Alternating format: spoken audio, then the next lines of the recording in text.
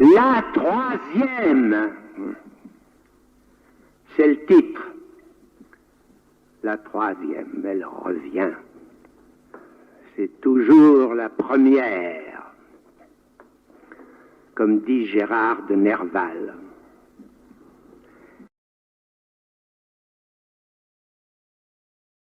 Septième séance. Alors, le texte qu'on va écouter tout à l'heure, l'extrait de la troisième, présente une articulation majeure, puisqu'il va être question du réel, ce qu'on a essayé d'aborder au cours de toutes les séances précédentes, avec la complexité de ce concept, puisqu'il est dans une temporalité différente, et puis une certaine dimension sociale, donc un peu une articulation possible, potentielle du sujet avec le collectif. Donc le réel, on a un peu tendance à la suite de RSI, réel symbolique imaginaire, à penser que ça va un peu de soi, qu'il y ait trois instances comme ça, mais en vérité, le réel est apparu en dernier, bien que Lacan en ait eu l'intuition et la prescience au préalable, c'est-à-dire dans les premières années de son enseignement, où il était surtout question d'imaginaire et de symbolique. Mais il n'était pas encore défini précisément avec le symbolique et l'imaginaire, mais plutôt par rapport à la réalité. C'est-à-dire que le réel, justement, très tôt est apparu comme, en fait, ce qui n'est pas la réalité, mais qui conditionne la possibilité d'une réalité, puisque la réalité fait partie déjà des concepts clés de la psychanalyse freudienne, notamment avec le principe de réalité, le fameux principe de réalité. Donc, comme on l'a vu la dernière fois, la difficulté d'abord de ce concept de réel chez Lacan, c'est que nous sommes habitués dans notre vie courante, dans les logiques qu'on apprend à l'école, ce qu'on entend de la part de nos parents, toute notre éducation, etc., à considérer une relation comme étant la relation de causalité, donc la détermination symbolique. Et ce concept de réel, justement, c'est ce qui fait dérailler cette causalité linéaire, cette causalité signifiante de l'ordre symbolique.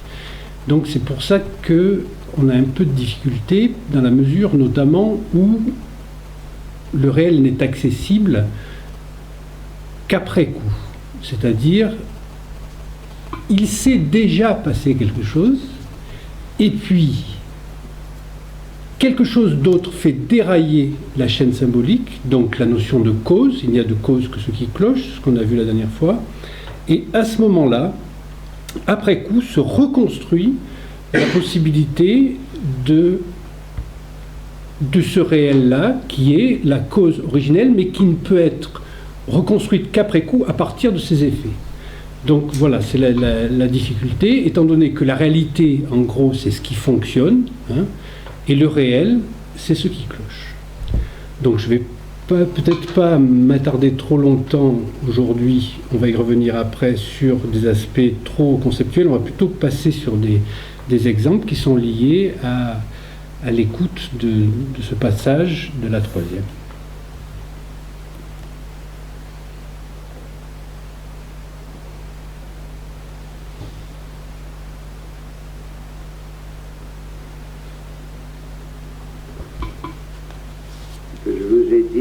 Pourtant avoir été mal entendu ce que je viens de vous dire, hein. Entendu de sorte que ça soit pris au sens de savoir si la psychanalyse est un symptôme social. Il n'y a qu'un seul symptôme social. Chaque individu est réellement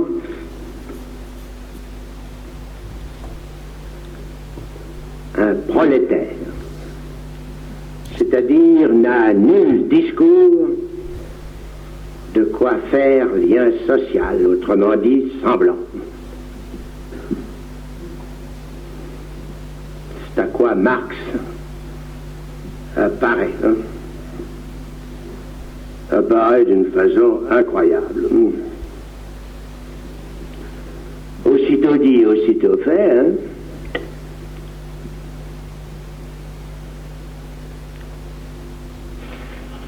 ce qu'il a aimé implique qu'il n'y a rien à changer.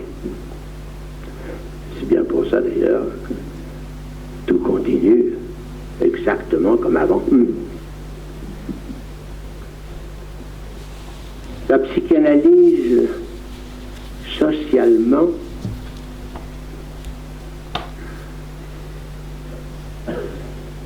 a une autre consistance que les autres discours.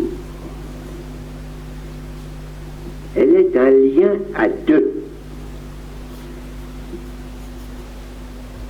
C'est bien en ça qu'elle se trouve à la place du manque de rapports sexuels. Ça suffit pas du tout à faire un symptôme social, puisque le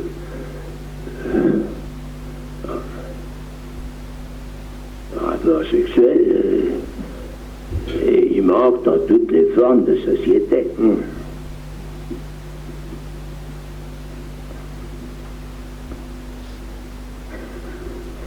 C'est lié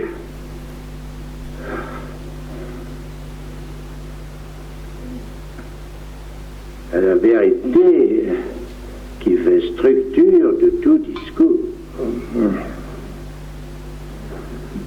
C'est bien pour ça d'ailleurs qu'il n'y a pas de véritable société fondée sur le discours analytique.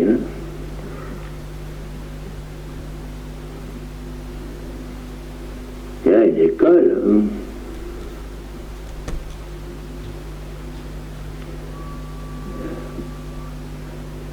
Il y a une école qui justement ne se définit pas d'être une société.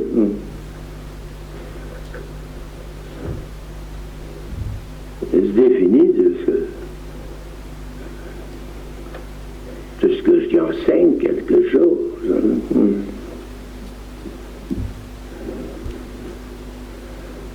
C'est rigolo que je l'ai vu se paraître quand on parle de l'école freudienne. C'est quelque chose dans le genre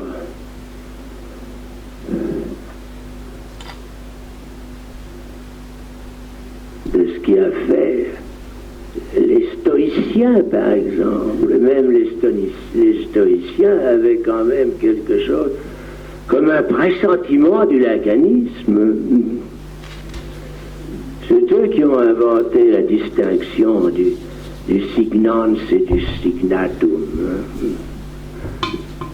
Par contre, je leur dois, moi, mon respect pour le suicide.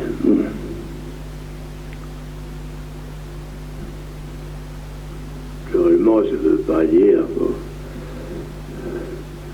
pour des suicides fondés sur un badinage.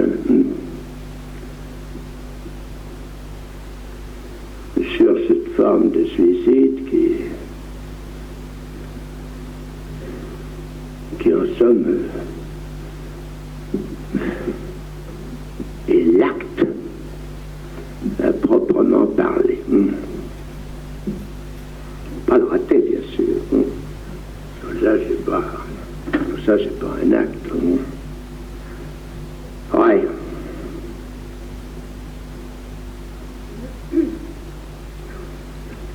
Dans tout ça, donc, il n'y a pas de problème de pensée.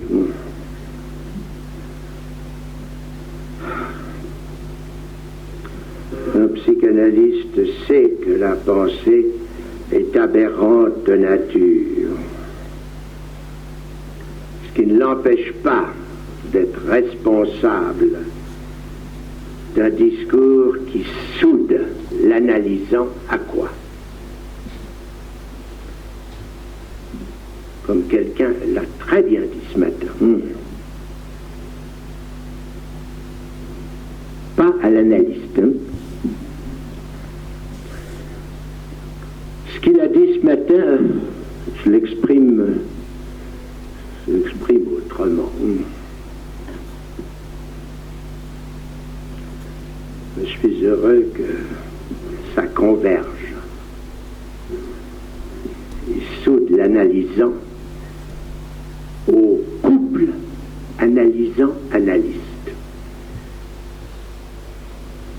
C'est exactement le même truc qu'a dit quelqu'un ce matin. Bon, donc, le piquant de tout ça,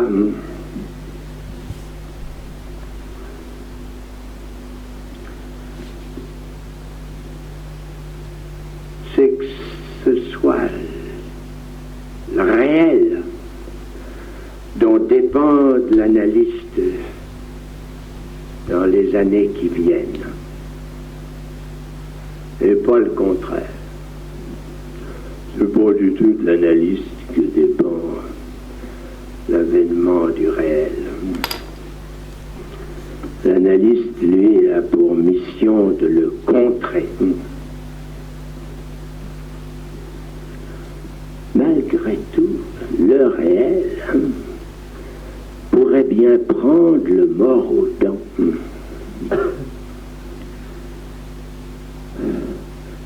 Surtout depuis qu'il a l'appui du discours scientifique.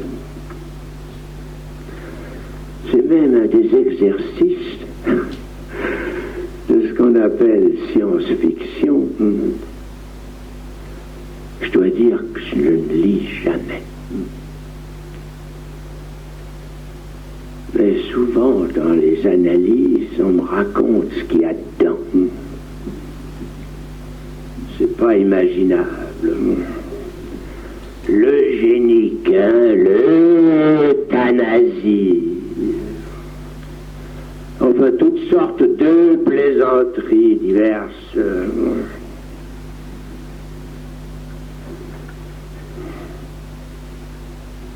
Non, là où ça devient drôle, c'est seulement quand les savants eux-mêmes sont saisis, non pas bien sûr de la science-fiction, mais ils sont saisis d'une angoisse. Ça, c'est quand même instructif. C'est bien le symptôme type de tout avènement du réel.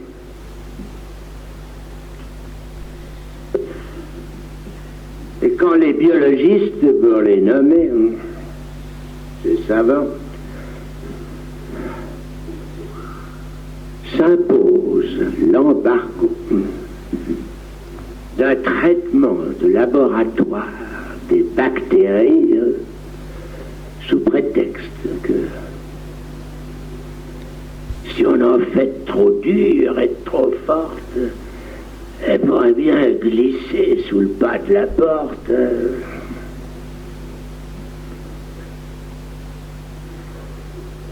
Et nettoyer, enfin, au moins toute l'expérience sexuée, en nettoyant le par-l'être. Ça, c'est tout de même quelque chose de très piquant. Cet accès de responsabilité est formidablement comique. Toute vie, enfin, réduite à l'infection qu'elle est, réellement, selon toute vraisemblance, ça, c'est le comble de l'être pense.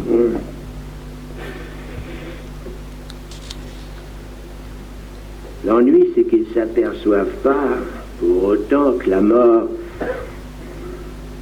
se localise du même coup à ce qui, dans la langue telle que je l'écris, en fait signe. Quoi qu'il en soit, les de plus haut, pas moi souligner au passage, nous mettrait enfin dans l'apathie du bien universel et suppléerait à l'absence du rapport que j'ai dit impossible à jamais par cette conjonction de Kant avec Sade, dont j'ai cru devoir marquer dans un écrit l'avenir qu'il nous pend au nez, soit le même que celui où l'analyse a en quelque sorte son avenir assuré. Français, encore un effort pour être républicain. Ce sera à vous de répondre à cette objurgation, parce que, quoi que je sache pas toujours, enfin. Si cet article vous a fait ni chaud ni froid, il y a juste un petit type qui s'est escrimé dessus.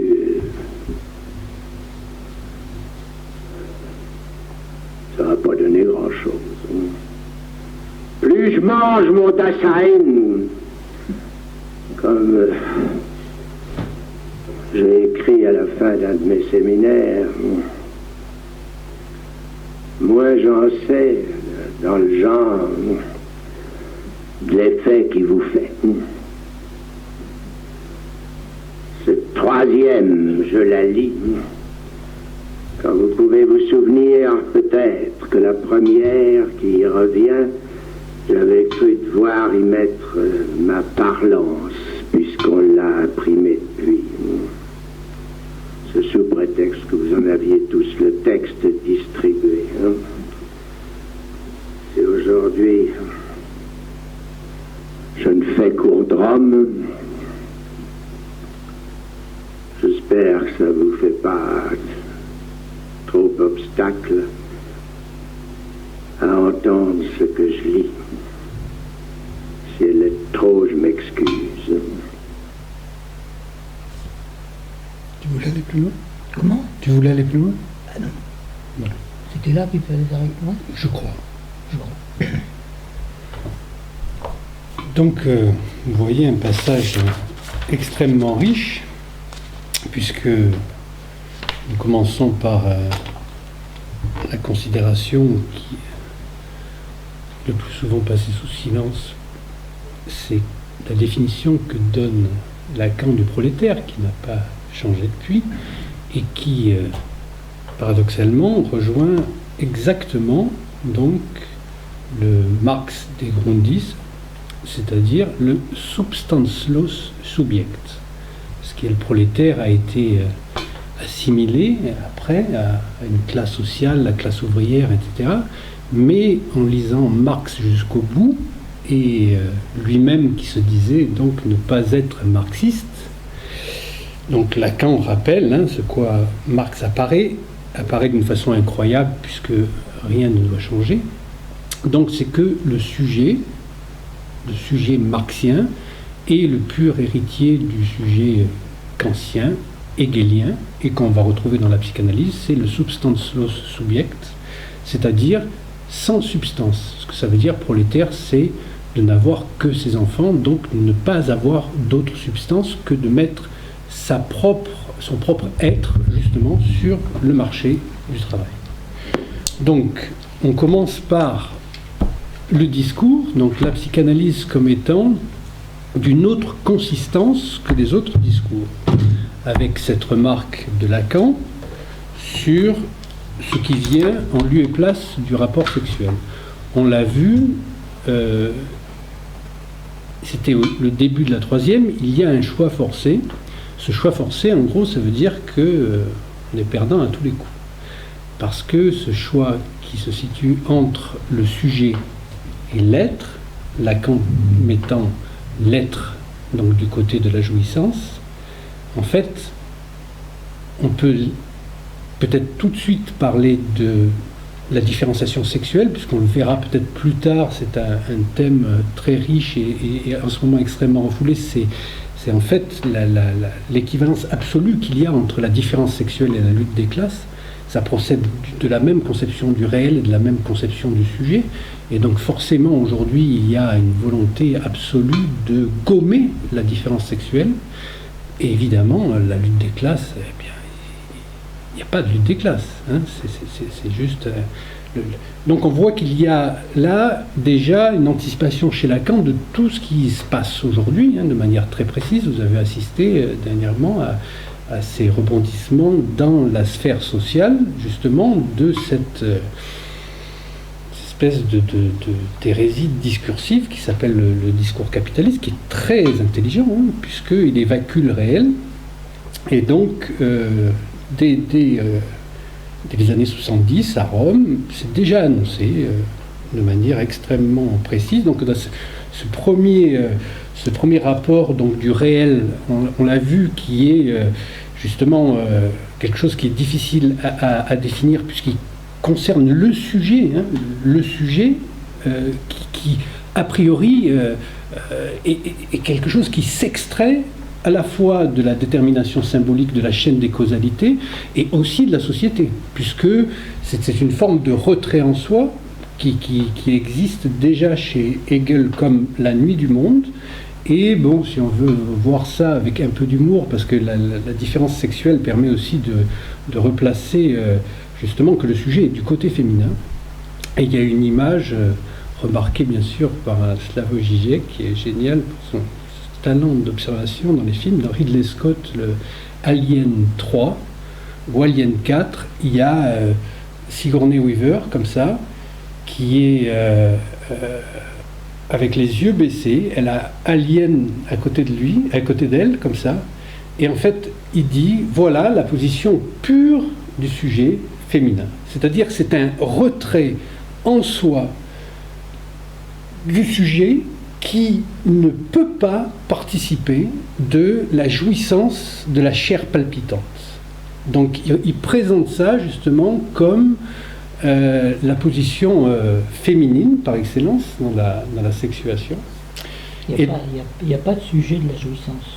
Non, il n'y a pas de sujet de la jouissance, bien sûr, puisque le sujet c'est... Dans la jouissance, il n'y a plus de sujet. Voilà, c'est sortir justement de la jouissance. Donc ce qui se retrouve, alors dans aussi, notamment les contes populaires, La Belle au bois dormant, Le sommeil de Blanche-Neige ou Kundry dans Parsifal, ou aussi dans les films de David Lynch, dans la position féminine, c'est une position de retrait absolu, justement, qui symbolise la possibilité subjective de sortir de la chaîne des causalités. Sinon, on est dans la pure détermination signifiante, donc dans une causalité où il y a une cause, un effet, ça, c'est ça ce qui marche, ça c'est la réalité. Le réel, c'est ce qui ne s'inscrit pas là-dedans.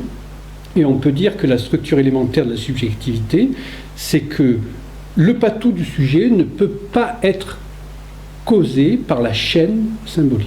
Voilà, ça c'est l'image à retenir de ce qu'est le réel par rapport à la réalité, en tout cas tel que Lacan en parle, et dont on peut trouver en amont, dans les œuvres d'art, justement, l'annonce préalable. Parce que le sujet n'est que l'écart lui-même qui sépare la cause de son effet. Un sujet n'est pas causé par la chaîne, c'est ce qui s'en extrait. Donc c'est pour ça que c'est même pour replacer la lutte des classes amenée par Marx et qui aujourd'hui passe pour quelque chose de totalement démodé, obsolescent, sans aucune valeur concrète dans l'idée de ce qu'est aujourd'hui la chose concrète. En fait, c'est quelque chose de très concret, tout autant que la différence sexuelle, qui est aussi fait l'attaque de la bien-pensance, le service des biens, c'est ça, l'empire du bien, là, qui nous gouverne, c'est-à-dire le discours capitaliste, qui, quels que soient ses représentants, vous savez très bien que pour moi, il n'y a aucune différence donc, entre la soi-disant gauche aujourd'hui, qu'on ne devrait jamais appeler la gauche, d'ailleurs, il y a une très bon petite interview de Badiou là-dessus, c'est-à-dire que c'est par une mauvaise habitude qu'on appelle ça la gauche, c'est une dimension topologique, c'est-à-dire qu'à gauche, il y avait les libéraux par rapport aux royalistes, etc. Mais aujourd'hui, ça n'a rien à voir avec la gauche, puisque la gauche là il faut revenir jusqu'à Rancière, donc ce seraient ceux qui représenteraient justement la part des sans-parts. Et donc là c'est juste une dimension topologique et puis une obéissance absolue au discours, au diktat du système capitaliste qui procède méthodiquement par un effet abrasif d'éradication du réel et éradication du sujet. C'est déjà contenu. C'est ça qui est important à souligner, c'est qu'il utilise, enfin il rappelle le terme d'individu. Voilà. L'individu, un discours qui fait de nous des individus, c'est un discours qui forclôt la division subjective. C'est-à-dire qu'on ne peut plus être sujet des discours et donc pouvoir s'y déplacer. On est assigné à une place d'individu et identifié comme tel. Hein. C'est-à-dire la sexualité au rencard et il n'y a pas de castration. Hein. C'est peut-être important de le souligner là. Alors que c'est quand même surprenant de l'entendre dire, lui, Lacan, que le seul symptôme social, c'est justement tous prolétaires.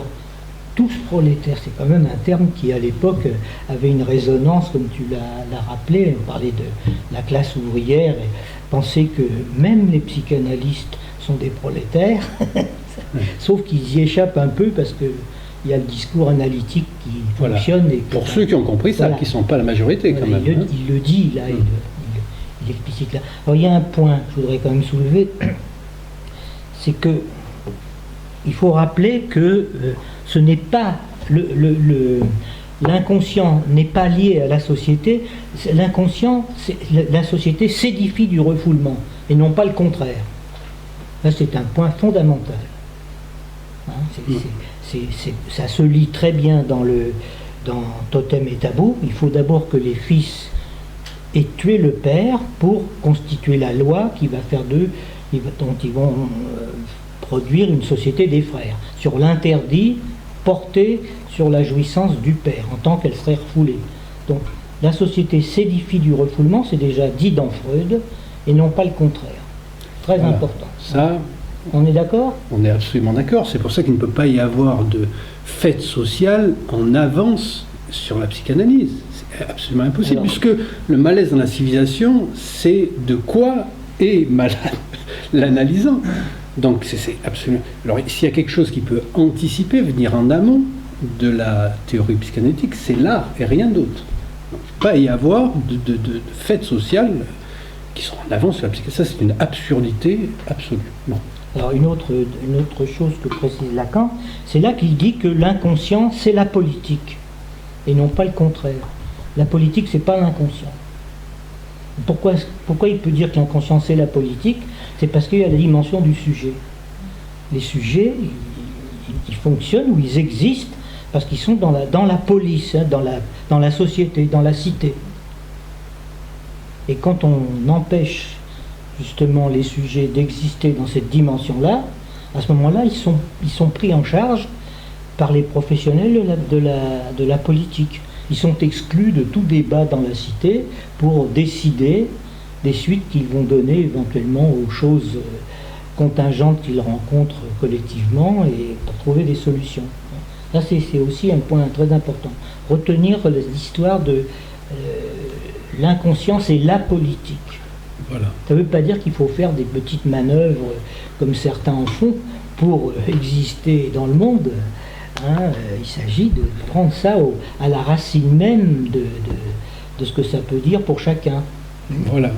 Ça veut dire en fait qu'il y a une profonde asymétrie entre le sujet et le monde. Hein, c'est ça que ça veut dire. Et donc c'est la prise en compte de cette asymétrie par la prise en compte de sa propre division subjective qui fait qu'on entre réellement dans la politique. Sinon, on est dans une sphère pré-politique qui se fait passer pour la politique, mais c'est justement la différence que fait Lacan avec une école et une société. Alors là, c'est le deuxième point. Deuxième point, mais il y a effectivement, on peut penser, je crois que Lacan le pense à ce moment-là, il dit qu'il n'y a pratiquement plus de liens sociaux. C'est-à-dire que quand on a parlé, et il est nécessaire d'en parler pour s'y repérer, de la théorie des discours, il semblerait qu'on soit à une époque où ces discours ont été complètement télescopés discours du maître, discours universitaire et même discours hystérique par le discours capitaliste. Ils ont été complètement avalés par cette chose-là. Ce qui résiste, c'est effectivement que la psychanalyse oppose à ça quand même un lien social à deux. C'est le seul discours qui fonctionne comme ça et qui fait, bon, faut pas trop en rajouter, mais qui fait quand même contrepoint et qui fait quand même résistance à ce discours capitaliste avec tous les moyens dont il dispose, y compris le fait que la science lui fournit des moyens d'évacuer la question du sujet, il n'y a qu'à voir les neurosciences, où de plus en plus on essaye de naturaliser les par-lettres, et on finit par nous confondre avec des souris ou avec des rats qui pensent, qui éventuellement ont un langage, enfin toute une série de termes comme ça, qui évacuent la dimension du sujet, qui est évidemment une énigme. L'énigme, c'est pourquoi nous sommes des par-lettres, ça on ne le sait pas très bien. À quel moment le langage est apparu, on ne le sait pas non plus. Il n'y a pas de réponse actuellement avec ça. Comment il vient parasiter le corps, on en a quelques données par la clinique, mais vraiment on ne sait pas pourquoi. Toutes ces choses-là restent des questions qui ne sont pas résolues, mais qui sont tout à fait centrales dans notre approche des choses, de la psychanalyse en particulier. Donc, la politique, c'est pas l'inconscient, ça veut dire qu'il ne s'agit pas de faire des interprétations sauvages ou lapsus éventuellement des hommes politiques, par exemple. Ça sert à rien. Surtout, c'est anti-psychanalytique. Ça n'a pas de sens. Degré, ça n'a pas de sens. C'est n'importe quoi. Vous êtes sûr que quelqu'un qui se dit psychanalyste et qui fait ça, c'est qu'il n'a rien compris à la psychanalyse. C'est très clair. Et on voit très bien une pente de ça. C'est que, au lieu de débattre effectivement des choses de la politique, on fait une psychologisation de la vie sociale. On psychologise les faits humains par le biais de différentes disciplines que sont par exemple la sociologie en particulier, des choses comme ça. On appréhende ça du côté de la psychologisation et pas du tout du côté des ressorts réels du fonctionnement des discours. Je crois que oui, je vais le dire un peu comme ça. C'est ça, on peut dire que c'est une aberration logique. C'est-à-dire que ce qui passe pour le plus logique, c'est la science par exemple, la biologie, ça repose sur des statistiques. C'est-à-dire que ce n'est pas logique, c'est une rationalisation de résultats, mais il y a l'évacuation du problème logique, justement, de la présence du réel qui échappe à la causalité. Donc évidemment, pour un rat, il y a moins de chances d'échapper à la causalité, mais pour un être humain, justement, si on veut parler, de reprendre un tout petit peu le propos de l'autre fois, c'est-à-dire la causalité signifiante. En fait, la manière dont les causes déterminent des effets est tout le temps changeante. C'est-à-dire qu'on ne peut pas savoir si une cause va avoir le même effet sur soi-même. C'est-à-dire dans telle situation, je vais d'habitude faire ça, mais là, dans une autre sphère, je vais soit faire ce que je fais d'habitude, soit, profitant d'être dans une autre sphère, provoquer un autre effet à la même cause, parce qu'il y a toujours une réflexivité de la cause sur le plan subjectif. C'est-à-dire que la cause ne sera que celle que j'aurai déterminée en tant que sujet comme étant ma cause. Et le sujet est ce qui échappe justement à la causalité. Alors évidemment, avec les souris, c'est plus facile de faire croire que ça fonctionne comme des souris. Alors après, il y a des statistiques sur les médicaments, et ça passe pour le truc hyper carré, etc. Mais non, parce que logiquement, ça ne tient pas. Alors évidemment, quand logiquement ça ne tient pas, on peut passer que par l'absurde et proposer maintenant qu'ils fassent les mêmes expériences avec des éléphants. Donc là, ça serait plus problématique dans les poubelles des laboratoires si c'était des éléphants à la place des souris. Mais en fait, voilà, les souris, ça on va. On ne voit pas qu'elles meurent. Voilà, on ne le voit pas. Le facteur létal des découvertes en neurosciences n'est pas pris en compte. Or, il y a un nombre très considérable, simplement, de souris qui meurent avant même d'avoir participé à des expériences, tout simplement parce que les animaux en captivité, ils sont stressés. Biologiquement, ils sont stressés. Ils ne sont plus comme ils sont d'habitude. Ils ne s'adaptent pas, les animaux. Ils ont une énorme difficulté à s'adapter. Même les plus proches des hommes, même ceux qui s'en approchent le plus, je parle des rats ou des souris éventuellement, quand elles sont captives, elles sont stressées. Alors un biologiste comme Jean Rostand, à l'époque, ça n'existe plus des gens comme lui. Quand il voulait observer les animaux, il les observait dans la nature. Il ne faisait pas des expériences sur des grenouilles dans un laboratoire, il allait dans les mares en Bretagne voir où il y avait c'était connu, des formes de grenouilles anomaliques avec des dystrophies, avec des choses comme ça, pour étudier ça sans toucher aux bestioles, quoi. Et ça avait une dimension complètement différente pour lui. Ça a apporté des éléments très importants, notamment sur, pourquoi pas, les ruches, par exemple, comment une ruche peut fonctionner, comment les abeilles produisent leur miel, comment c'est à partir de la nourriture des œufs qu'on va fabriquer des reines plutôt que des ouvrières, toutes ces choses-là qu'on a appris de ce côté-là, mais avec ce qui se passe dans les labos actuellement, on a affaire à des ignares, quoi. Ils n'utilisent absolument pas leurs moyens pour faire des découvertes qui nous intéressent. D'autant que dans le règne animal, il est très clair, il suffit d'observer que l'environnement fait partie intégrante de la vie des animaux. C'est-à-dire on va trouver tel type d'animaux dans tel type d'environnement, sous tel climat, avec tel taux d'humidité, etc.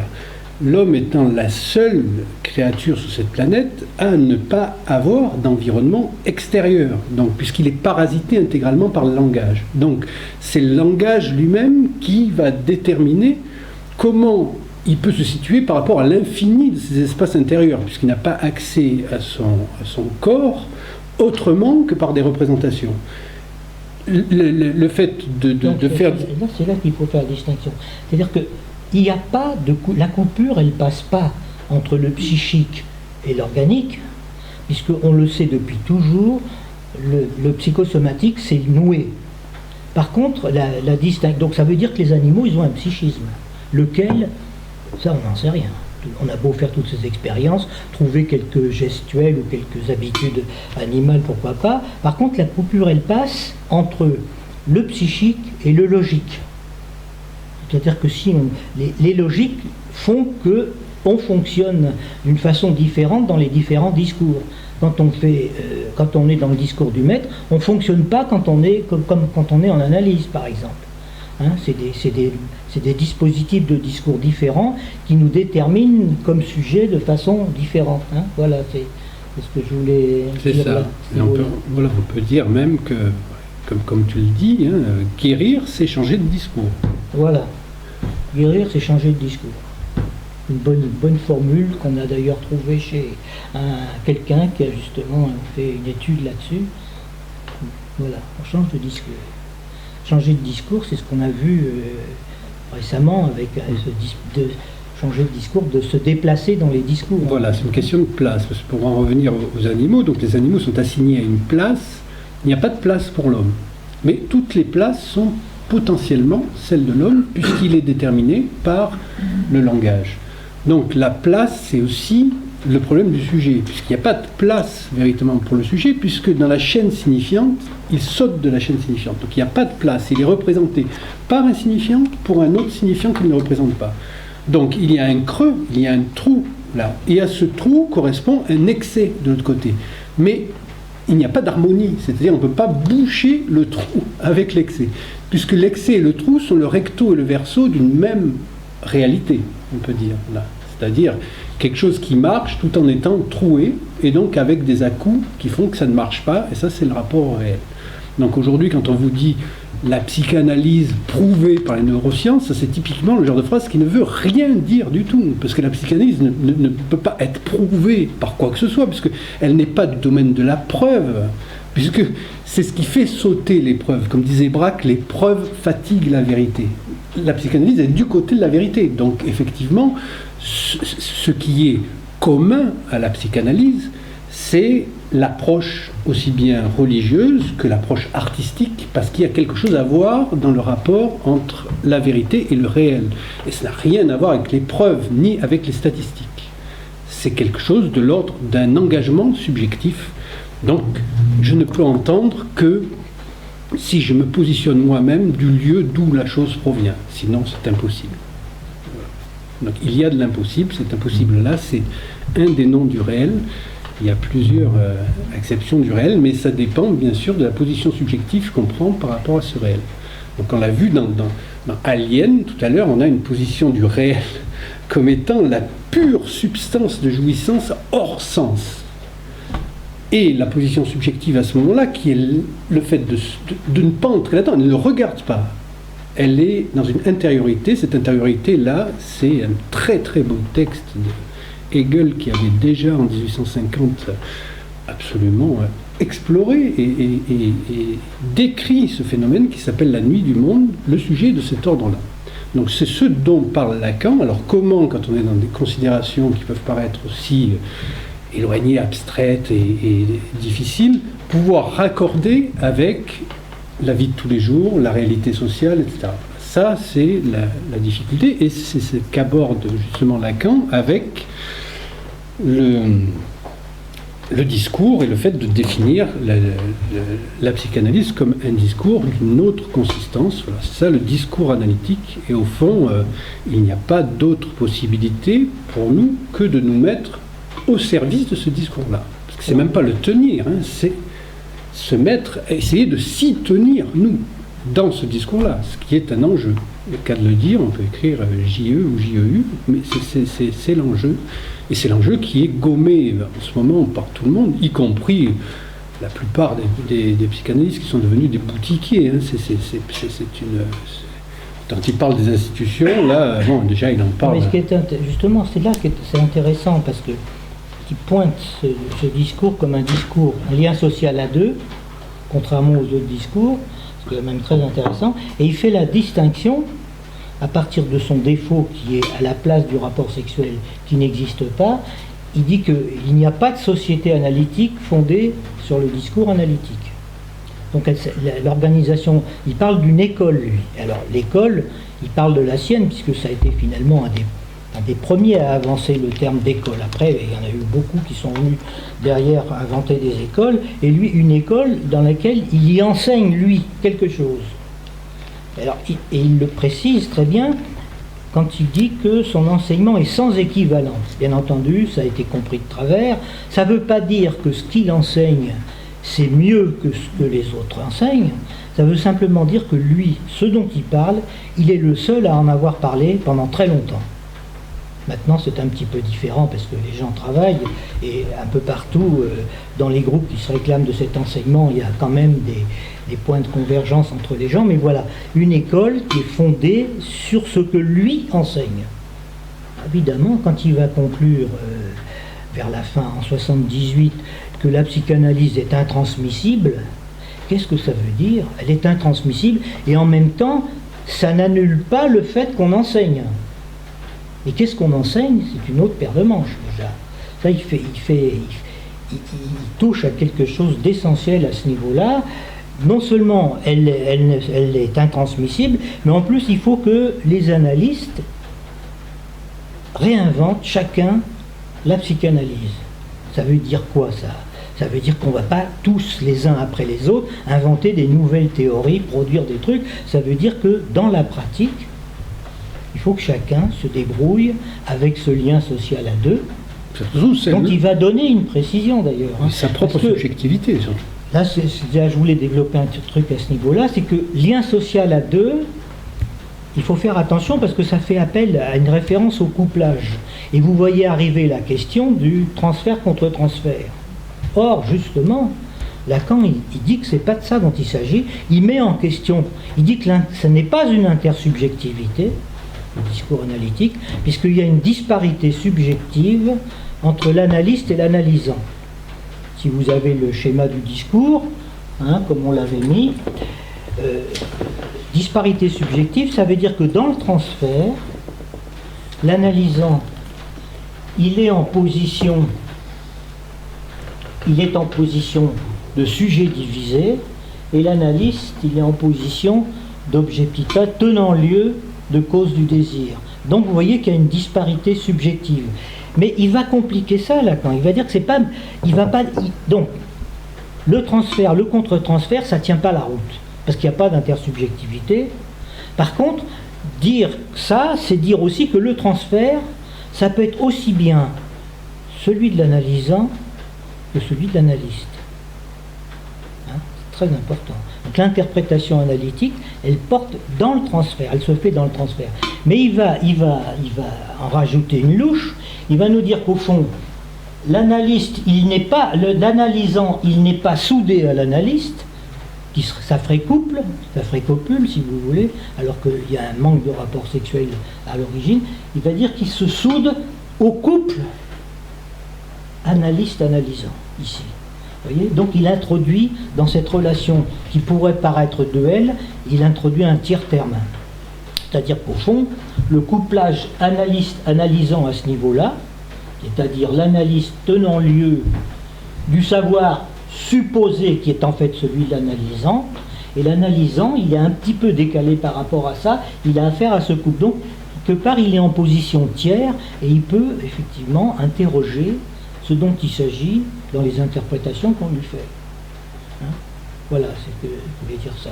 Que ce n'est pas une position aliénée de suggestion, c'est une position interprétante. L'interprétant, au bout du compte, c'est l'analysant. Il faut le savoir. Même si c'est l'analyste qui interprète, c'est l'analysant qui est l'interprétant, parce que c'est lui qui reçoit et qui avalise la valeur de l'interprétation.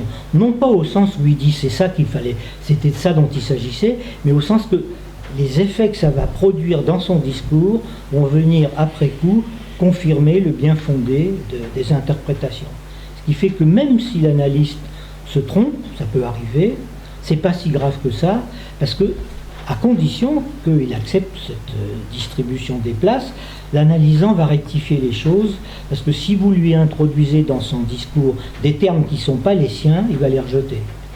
Progressivement. Il peut les accepter pendant un temps, mais quand il va revenir dans la répétition, il va pouvoir les rejeter et changer le cours des choses. Voilà, je voulais un petit peu dire. Vous voyez cette relation, donc l'histoire transfert contre transfert, ça ne tient pas la route. Le contre-transfert, c'est une confusion de ce que l'analyste aurait des affects qu'il ressent vis-à-vis de son analysant. Bah, bien sûr qu'il en a. Et c'est pas l'enjeu des choses. Alors dans certaines écoles analytiques, le contre-transfert, ça veut dire que l'analyste un jour va dire à son analysant, d'ailleurs ils ne l'appellent pas l'analysant, ils l'appellent le patient. Alors que c'est un impatient, c'est pas un patient, c'est un impatient déjà. L'analysant, c'est un truc actif, il est actif. Il va lui dire, mais moi oui, c'est vrai, je vous ai aimé, quoi. Hein, en gros, voilà, vous m'avez agacé. Vous vous rendez compte la confusion que ça peut entraîner, ce truc-là, quoi. Hein, voilà. Bon, je vais insister sur ce petit point-là. Donc, école, pas société. École, ça veut dire qu'il y a quelqu'un qui prend la place d'enseigner. Parce que lui, il y enseigne, il dit bien, parce que moi j'avais fait une confusion d'ailleurs à l'époque avec ce truc-là, c'est que parce que j'y enseigne quelque chose. C'est-à-dire qu'il a amené une matière, il a amené au moins quelques termes nouveaux. C'est pas sûr qu'il ait introduit des signifiants nouveaux là-dedans. C'est même probable que c'est très problématique. Il le dit qu'il n'a peut-être pas trouvé de signifiant nouveau, mais qu'il a introduit des termes nouveaux. Par exemple, le terme d'analysant, la langue en un seul mot, pour le distinguer du langage. Un certain nombre de termes, l'objet petit a qu'il revendique comme étant sa seule invention. Bon, voilà, moi je voulais dire ça là-dessus.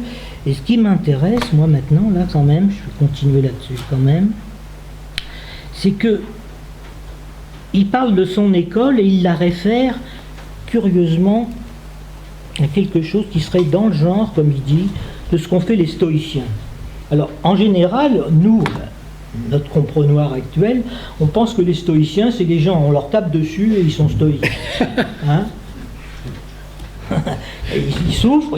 Alors, il y a effectivement, je peux vous garantir, il y a de littérature, je ne vais pas encore nommer les gens, mais il y a des gens qui disent, carrément, ils écrivent des bouquins entiers, que l'analyste, il souffre avec son patient. Ah, mon Dieu, le patient, si jamais il a un analyste comme ça, il ne va pas s'en sortir. Bon, il a plutôt intérêt à avoir un analyste qui est un peu au sec, malgré tout. Bon. toujours est-il que la référence aux stoïciens, elle est énorme, quoi.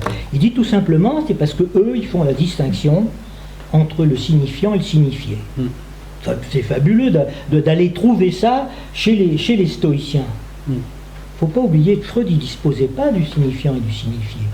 Il ne disposait pas non plus du terme de structure. Vous voyez, Saussure à l'époque n'était pas lu du temps de Freud, qu'on ne connaissait pas très bien déjà. Vous voyez, des choses. Et alors, moi j'ai trouvé ça aussi assez énorme quand même, son respect pour le suicide. Là, c'est quand même une provocation très considérable de sortir un truc pareil, compte tenu que circulait dans les milieux analytiques le fait que les gens qui allaient chez Lacan, ils se suicidaient. C'était vraiment, on avait l'impression qu'il y avait des suicides, et il y en a eu, comme chez pratiquement tous les analystes, ça peut arriver. Mais il pointe le truc que, attention, mais le suicide, pas pour n'importe quoi, hein, pas comme il le dit pour un badinage. Donc l'opposition de l'analyste au fait que quelqu'un se suicide. Il faut qu'il y aille, l'analyste. Quand quelqu'un lui parle de suicide, l'analyste, il a intérêt à aller très près de voir ça, hein, et de prendre ça très au sérieux. Même à la limite, de dramatiser le terme qu'a utilisé l'analysant, hein, pour dire que ça, on rigole pas avec ce truc-là. Évidemment, il désigne comme type de suicide réussi celui de Socrate, puisque Socrate boit la ciguë, il consent à mourir pour que la société vive, survive, que la cité survive, voilà, des choses comme ça. Pas pour n'importe quoi. Très important. La référence aux stoïciens, c'est ça chez Lacan. Alors il y a toujours, on voit la dimension qui est toujours là derrière, l'inconscience et la politique, parce que c'est des questions dont on ne parle plus dans nos sociétés, ces choses-là. Hein. Prévention du suicide, des choses comme ça, mais c'est pas des débats autour des significations que peuvent avoir ce type de passage à l'acte. Hein. Voilà, ou du courage, ou d'un certain nombre de termes comme ça qui sont jamais discutés collectivement dans nos cités, quoi. On peut le dire comme ça. Hein. Oui, le courage, la dignité, ce ne sont pas des valeurs reconnues en ce moment. Hein. C'est même l'inverse. Bon, alors il y a peut-être un petit coup de bâton sur le discours universitaire, ça fait longtemps. Il est là, le coup de bâton ? Ben, quand même, il se moque bien des biologistes. Hein. Les savants qui s'imposent l'embargo sur le traitement, parce que des fois que les bactéries passent sous la porte et mettent un terme définitif à toute l'expérience sexuée, hein, ça fait bien rigoler quand même. Parce que là, c'est la proximité donc du réel qui crée l'angoisse. C'est-à-dire d'un seul coup, bien qu'il n'ait... Alors, on ne peut pas leur en vouloir, c'est comme en médecine. En médecine, ils n'apprennent pas du tout, justement, la différence entre un signifiant et un signifié. Donc, c'est très dur d'entendre quoi que ce soit si on ne fait pas cette différence entre la matérialité phonique, par exemple, de parole, et puis les effets de sens qui lui sont associés et qui sont différents entre celui qui écoute et celui qui dit, qu'il entend d'une autre manière, etc. Donc ces notions-là, évidemment, en science, non seulement ils n'en ont aucune idée, mais ils ne veulent pas en entendre parler, puisque ça repose sur l'évacuation du sujet divisé. Donc ça va être vraiment dans un dialogue de sourds. Hein. Donc on ne cherche pas à dialoguer quand on est dans un dialogue de sourds. On déploie une axiologie qui est une vision, et puis après, comme dit Lacan, qui même me suivent, hein, c'est-à-dire qu'il n'y a pas de possibilité de conviction. On n'est pas dans un débat politicien, parce que c'est même pas de la politique, c'est le service des biens, l'empire des biens dans lequel on baigne, hein, on est dans le bouonisme absolu. Là, il faut tout prévoir, protéger, etc. Et en fait, c'est tout simplement le refus du réel et le refus de l'abîme de sa propre liberté, qui est l'envers de la subjectivité. Parce que bien sûr que la liberté, elle est liée à cette position subjective de ne pas être déterminée par la chaîne de causalité. C'est le premier mouvement de la liberté. Or, nous sommes soumis à la possibilité de la liberté, ce qui est hyper anxiogène, bien sûr. Alors là, évidemment, les scientifiques, quand ils s'approchent de là sans le savoir, eh bien, ils manifestent le symptôme du réel qui est l'angoisse. Mais lui, il pointe un truc qui est quand même très, très pointu, là. Hein. Il parle des biologistes, et puis il va parler de l'eugénisme. Oui. Et de l'euthanasie, quand même. Voilà, c'est ça. C'est-à-dire que les recherches biogénétiques, elles vont dans le sens de se dire, après tout, l'eugénisme, c'est peut-être pas si con que ça, hein. On va peut-être même se mettre à le faire, hein. C'est-à-dire qu'on va détecter des choses, et des sujets, voilà, avec l'euthanasie à la clé, qui est quand même un débat actuel très difficile à aborder, parce que c'est vraiment... tout est fait pour nous convaincre que faut y aller, quoi. Hein. Voilà, que le mal est quelque part présent dans les gènes, là. Donc, ce qui est on va le détecter, donc on va faire des sélections de race. Hein. Voilà. Hein. Voilà. Il y a un film très bon sur ça qui s'appelle Bienvenue à Gattaca de Mike Nichols des années 90 qui traite du sujet particulièrement de manière brillante et en plus une qualité d'image, de réalisation remarquable. Sur l'eugénisme, l'euthanasie, c'est ça. Alors vous savez sûrement, en grec, ça veut dire bien. EU. Donc voilà, le service des biens. Le service des biens que remet en cause Lacan, justement, par la conjonction entre Kant et Sade. Donc, il faut bien comprendre l'envers du décor et l'envers de la subjectivité, donc, ce qui veut dire assujettissement, c'est la liberté. Il faut s'y confronter à cette subjectivité. Et il n'y a pas que la psychanalyse. Il y a des gens qui font qui passent quelque part en ayant traversé justement des zones extrêmement déstructurantes pour leur subjectivité et qui ressortent et qui ont passé. Donc s'il y a une impasse de la passe en analyse, parce qu'on voit très bien, parce que les gens ils parlent de la passe, mais il suffit d'écouter ce qu'ils disent et de lire ce qu'ils écrivent pour voir qu'ils ne sont passés nulle part. Ils sont toujours dans le même discours et dans les mêmes considérations de réalité, de bien, etc. C'est des gens, des donneurs de leçons en permanence. Donc là, on voit très bien qu'ils sont passés nulle part, parce que il y a des gens qui n'ont pas fait d'analyse qui sont passés, il y en a beaucoup qui soi-disant pratiquent la passe, mais ils ont vraiment passé nulle part. Donc c'est pas, voilà, il ne faut pas se laisser abuser par ces choses-là.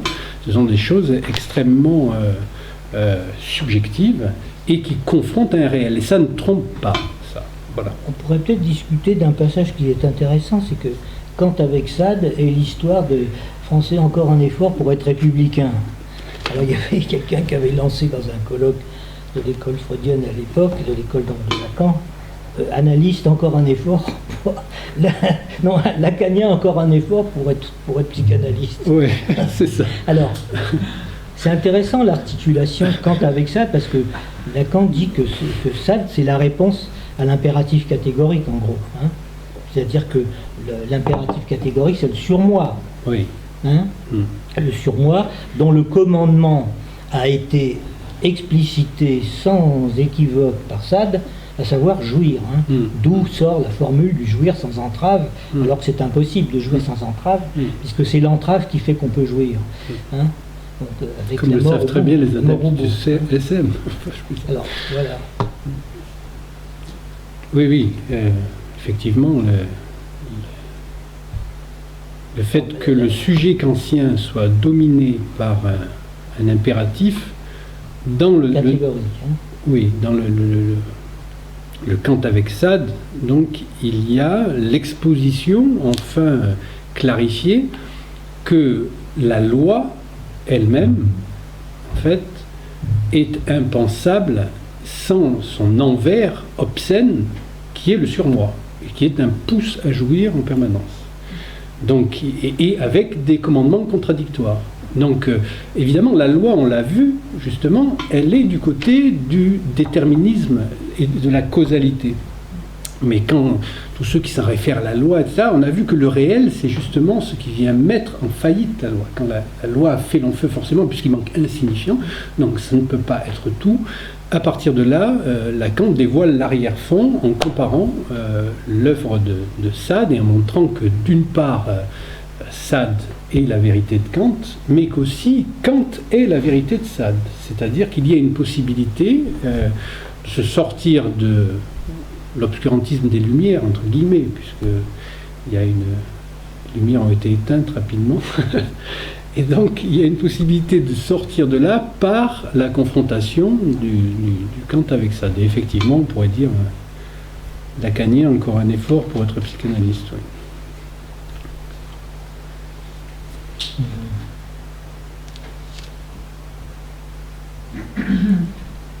On s'était arrêté là, hein, c'est ça? Oui. En haut, hein? Non, si elle est de trop, je m'excuse. Cette troisième, je la lis, etc., puisque j'ai voulu remettre le passage, tu sais, de la parole. Parce qu'en fait, il dit qu'il lit, mais en vérité, il parle, puisque toi, tu y étais. Hein.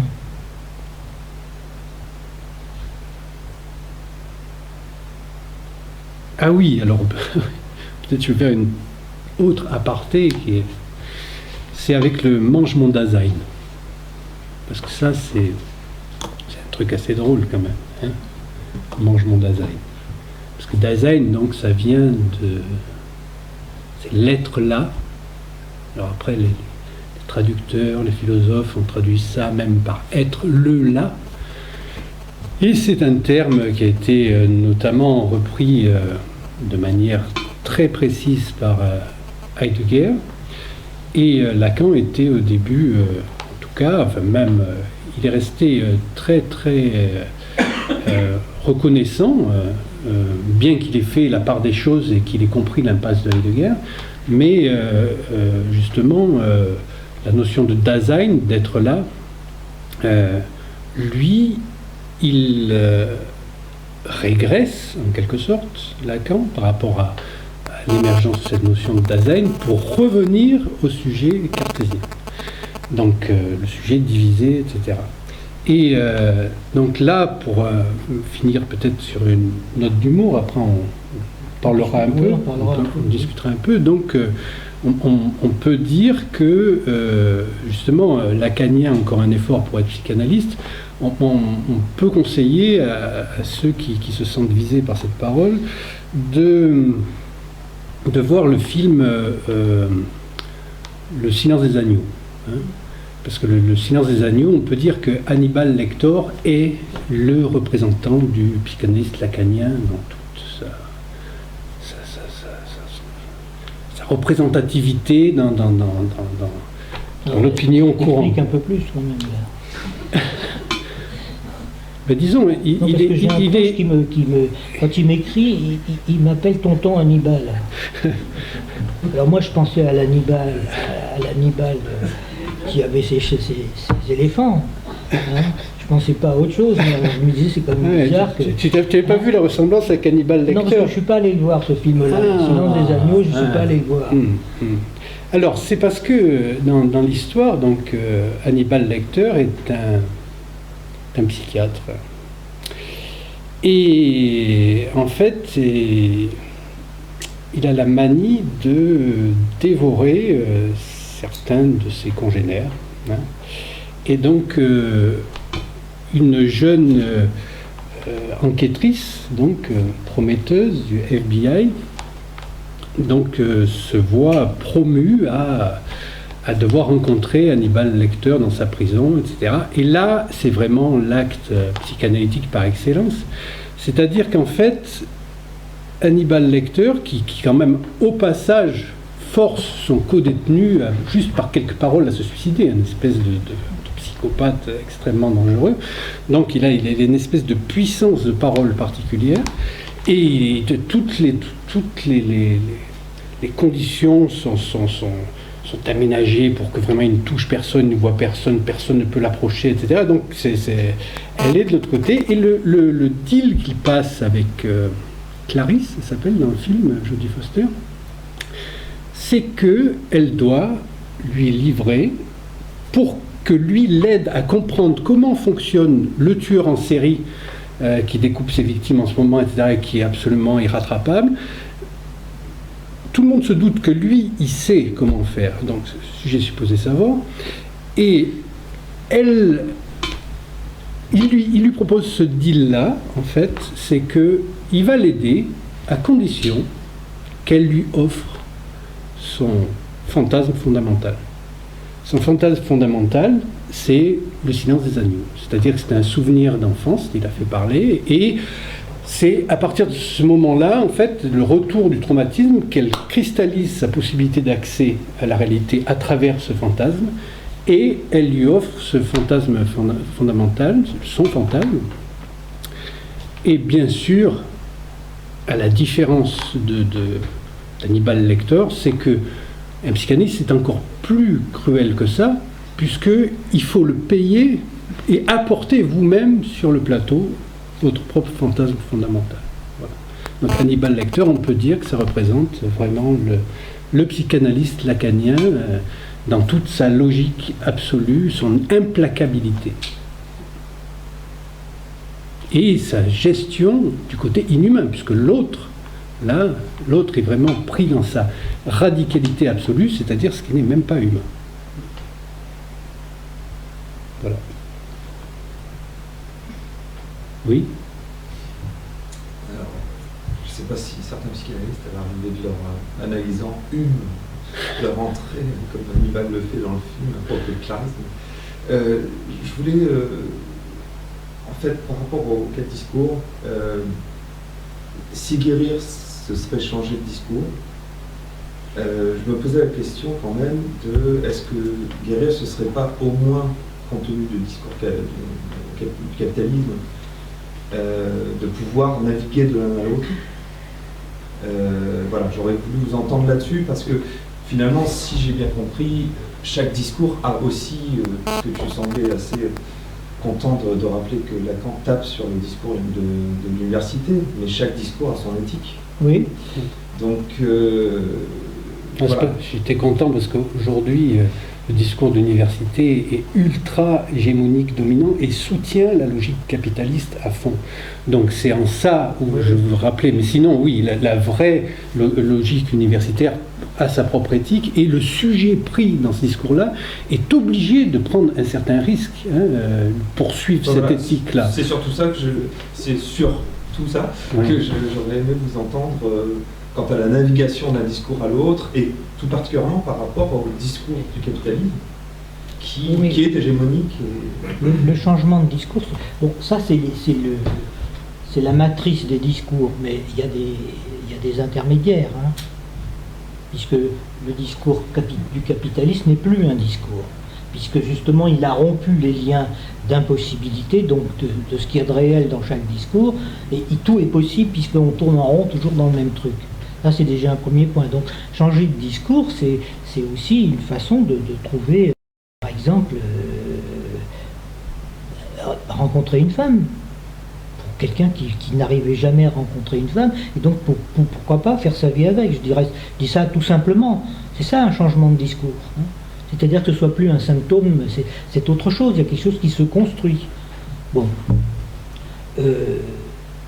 Donc, les quatre discours, ils ont une éthique propre. Mais, évidemment, la position de Lacan, et pour moi c'est très compliqué d'ailleurs à comprendre, il tire à boulet rouge constamment sur le discours universitaire, et surtout à partir de la réforme de 68, où ont été introduits dans le découpage du savoir enseigné à l'université, ce qu'on appelait les unités de valeur, c'est-à-dire qu'on tronçonne le savoir en unités de valeur. Autrement dit, du coup, le savoir, il n'a plus de consistance, puisqu'il est coupé en morceaux. Ça ne veut pas dire qu'il faut tout savoir, mais l'université avait, à l'origine, une fonction de faire disons, des presque débiles, on va dire ça comme ça. Quand on est un peu débile, quand on est très jeune, on est un peu débile, quoi.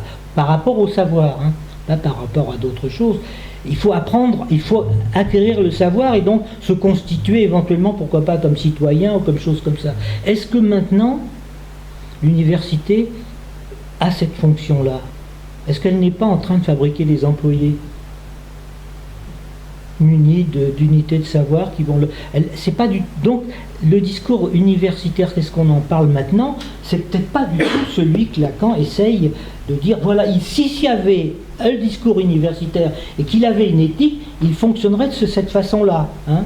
C'est-à-dire que il est commandé par le signifiant maître et non pas par l'entreprise. Il dispose d'un savoir qu'il enseigne à un sujet, à l'étudiant pris comme dans son être de jouissant, c'est-à-dire l'étudiant qui vient pour apprendre, et il en formera un sujet. Il en fera un sujet, quelqu'un qui sera bardé de savoir, enfin qui aura du savoir. Formation des sujets. Alors, est-ce que maintenant ça fonctionne comme ça ? Alors justement, la perversité qui est liée à ce discours-là maintenant, c'est de se faire passer pour objectif. Et objectif, ça veut dire, dans l'esprit de ceux qui le disent, ça vaut pour tout le monde. Et c'est une neutralité. C'est genre, la science a montré que, a démontré que, etc. Mais en vérité, ça fait disparaître le signifiant maître, c'est-à-dire que ça sert in fine toujours un maître. Et ce maître-là, c'est souvent donc les sociétés. C'est-à-dire que ce qui domine quand même, si on pousse la logique assez loin, est-ce qu'un laboratoire médical peut avoir comme finalité dernière la santé d'une population ? C'est impossible. Puisque ce qui fait son activité même, c'est le fait que la population ait besoin de consommer des substances et des produits, des médicaments. Donc, il y a quelque chose qui se cache dessous, c'est derrière cette apparente neutralité qui s'appelle aujourd'hui objectivité, preuve scientifique, etc., il y a un signifiant maître qui se cache, voilà, qui est souvent l'argent. C'est-à-dire que si tout le monde va dans les neurosciences, c'est pas pour rien. C'est-à-dire que c'est là où tous les budgets sont accordés. Aujourd'hui, si on veut avoir des budgets, c'est pas en faisant de la psychanalyse, hein, c'est en allant du côté des neurosciences. Alors après, ça se fait passer pour l'humanisme, le buonisme toujours. Hein, c'est bien pour l'humanité, pour les gens, etc. Mais il y a quelque chose de faux là-dedans parce que le sujet en est évacué. Celui qui est en position d'énonciation ne prend pas en compte sa propre énonciation là-dedans. C'est comme s'il était neutre. Comme j'ai eu un commentaire l'autre fois, les biochimistes ont montré que... ils montrent que ce qu'ils voient eux-mêmes à travers la fenêtre de leur propre fantasme. Ça, c'est la position psychanalytique. C'est qu'il ne peut pas y avoir... nous sommes tous des épars, des assortis. Il n'y a pas quelque chose qui vaille pour tout le monde. Donc la psychanalyse en tant que science du particulier va s'inscrire violemment contre justement cet abus parce qu'il fait passer une position de neutralité qui est abusive, qui ne reconnaît pas les intérêts qu'il sert tout simplement. Voilà, ça c'est le coup porté au discours universitaire. Si vous n'allez pas dans le sens des labos et que même une découverte va contre le sens des labos, il n'y aura plus de financement, c'est clair. Il ne peut pas y avoir de vérité là-dedans, c'est pas possible. Oui. Je vais rebondir un petit peu là-dessus et faire le lien avec quelque chose qu'on a dit un petit peu plus haut, notamment donc entre le rapport entre le discours universitaire et le discours d'analyste, et donc la question de la transmission de la psychanalyse et de la question des sociétés analytiques et des écoles de psychanalyse. Ce qu'on a dit par exemple, c'est que ce qui fait la différence avec l'école, c'est qu'il y a ce quelque chose qui s'y enseigne. Et le fait d'enseigner n'a rien à voir avec le savoir, parce que c'est quand même ça la question qui est au milieu, et donc c'est aussi la différence entre l'enseignement et la question de la transmission. Et donc on pourrait faire de la même façon qu'on fait l'opposition entre les écoles de psychanalyse et les sociétés de psychanalyse, on pourrait faire la différence entre le savoir qui s'y enseigne dans les écoles de psychanalyse et la connaissance qui est censée se transmettre dans les sociétés analytiques et qui, de ce point de vue-là, sont beaucoup plus proches du discours universitaire. Donc c'est la substance et la fonction. Et donc par rapport au savoir, donc, qui donc lui ne se transmet pas, mais peut s'enseigner, je ferai un lien aussi avec quelque chose que tu as dit, Christian, qui m'a intéressé. Tu as parlé justement du seul rapport qu'on pourrait faire avec ce qui essaye de passer dans la psychanalyse, c'est les choses artistiques. Et donc moi ça me fait tout à fait penser au gai savoir nietzschéen, où c'est exactement ça. Solers d'ailleurs parle de ça par rapport à l'enseignement de Lacan, où il dit, je ne sais plus où ça dessine la nervure d'un gai savoir, et je trouve qu'il y a vraiment quelque chose de ça au centre, et qu'il y a une confusion très souvent justement du fait de vouloir faire rentrer la psychanalyse dans l'université, de la mettre du côté d'une accumulation de connaissances, que dans ce cas-là on peut conseiller effectivement des disciplines, des unités de valeur, etc., mais qui n'a rien à voir avec un savoir et son enseignement, voilà, dans cette opposition avec la connaissance et sa transmission. Et puis deuxième chose aussi, sur comment dire, le rapport entre la statistique et l'individu, ou entre le psychique et la logique, parce que ces deux choses-là, on a eu plusieurs comme ça coupures, on a mis en valeur plusieurs coupures qui en fait sont organisées autour des mêmes phénomènes, quoi. On a parlé de la coupure entre le sujet et la jouissance, donc le psychologique. Et donc par rapport aux statistiques, je pense que justement on a changé la définition de l'individu, et je pense que ça pose pas mal de problèmes. Enfin, moi je le constate quand je parle avec des gens où on s'aperçoit finalement, même en termes de terminologie, on ne parle pas la même chose, parce qu'il y a cette idée maintenant que l'individu c'est un segment de population statistique. Et ça, moi je trouve que c'est terrible, d'un point de vue de l'éthique, c'est terrible, mais c'est ça, c'est-à-dire on pense que comme on a déterminé donc justement des connaissances à partir de la factorisation d'une somme de sujets, on va dire, on obtient donc un résultat statistique, et donc ensuite à partir de là, une fois qu'on a une moyenne, si on le redivise entre guillemets par le nombre de sujets, on obtient un individu. C'est-à-dire qu'il va répondre à ces connaissances qui en fait qu'on le détermine comme ça, quoi. C'est-à-dire on part de la parole des sujets, et puis on en fait une somme de connaissances, et en la divisant par le nombre de sujets interrogés, on obtient des individus qui sont déterminés par les modalités de ces connaissances. Et donc justement, c'est la grosse différence avec la question du savoir, qui justement n'est pas divisible, et qui se rapporte à la position subjective, c'est la seule définition qu'on peut donner du sujet, c'est ça, c'est une position par rapport au discours qui s'oppose à la jouissance. Voilà. Et donc, l'individu, c'est exactement le contraire. Alors que, normalement, ça devrait répondre à cette définition, c'est-à-dire le rapport du sujet à la jouissance. Et en fait, actuellement, c'est devenu exactement le contraire du fait de l'impérialisme du discours capitaliste qui vient de la perversion du discours universitaire. Donc moi je suis tout à fait d'accord avec le fait de dire que celui dont Lacan parle, c'est pas le même. Et justement, ce qui fait la différence, c'est son éthique, qui a disparu en tant que tel. On peut dire aujourd'hui que l'individu, c'est vraiment, étymologiquement, l'inverse absolu du sujet. L'individu, c'est celui qui n'est pas divisé, et le sujet, c'est celui qui est divisé. Donc il n'y a de sujet que divisé. Donc, quand on parle d'individu, parce que la formule, c'est le collectif n'est rien d'autre que le sujet de l'individuel. Donc, il y a cette dimension d'individuation qui est à l'œuvre, mais qui ne peut se trouver que par la mise en place de son propre collectif selon le protocole rappelé par Patrick au début, c'est-à-dire que le refoulement, c'est ce qui crée la société et pas l'inverse. Et donc à partir de là, on rentre dans la politique en tant que sujet. Et donc on n'est plus dans l'individu, sinon on est dans la statistique, on est dans l'économie. C'est pas du tout la même chose, on ne parle pas des mêmes choses. Donc, on est dans l'utile, et pas dans le fruit, au sens de Saint-Augustin, le fruit qui est la jouissance, et l'utile, et alors donc ça donne, au point de vue juridique, l'usufruit. Et l'usufruit, c'est une tentative de normer la jouissance, c'est-à-dire que vous avez la jouissance des biens, et vous n'avez pas le droit de les détruire. Vous n'avez pas le droit de les dilapider, en gros. C'est ça la définition, où ça se conjoint. Et c'est des définitions, toutes ces définitions statistiques, c'est quand même des tentatives de trouver des normes, des normes sociales. Voilà, changer de discours, par exemple, je sais pas, il m'est arrivé d'avoir un étudiant qui me dise oui, il y a beaucoup de chômage dans notre activité, etc.